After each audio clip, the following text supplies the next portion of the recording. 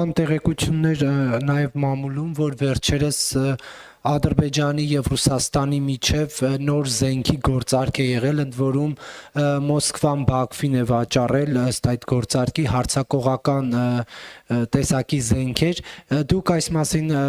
տեղեկություններ արդյոք ունեք թե ոչ, եւ սա ինչ է նշանակում, երբ որ Ռուսաստանը օրինակ Հայաստանից գումարը վերցնում է, բայց զենքերը չի մատակարարում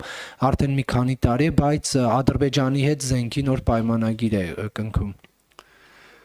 Այդ թեմայի հետ կապված որևէ մանրամասներ չունեմ, ճիշտն ասած թեման առաջին անգամ ձեզանից եմ լսում ու ուղղակի պատկերացում չունեմ, թե ինչ զինատեսակների մասին է խոսքը, բայց օգտվելով նաև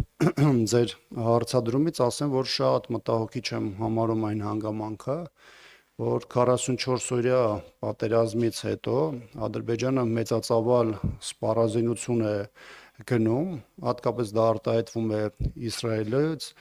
Թուրքիայից, Պակիստանից, որոշ նաև եվրոպական երկրներից, բայց ռուսական մասով որևէ գործարքի կամ դրա ծավալի մասին տեղեկատվություն չունեմ։ Ստեղ մեկ հավելում եմ ուզում անել, որ ի տարբերություն նախորդ տասնամյակների, երբ որ գնումների մի էական հատված հանրայնացվում էր տարբեր միջազգային կառույցների կամ հենց նույն Ադրբեջանի կողմից, այս վերջին տարիներին Ադրբեջանը բավականին փակ է պահում այդ տեղեկատվությունը եւ միայն կանխատեսելիության որոշակի դաշտում է մնում հասկանալ, թե կոնկրետ որ երկրների ինչ սպառազինություն է գնում, որովհետեւ դա շատ կարեւոր է ռազմաքաղաքական իրադրությունը գնահատելու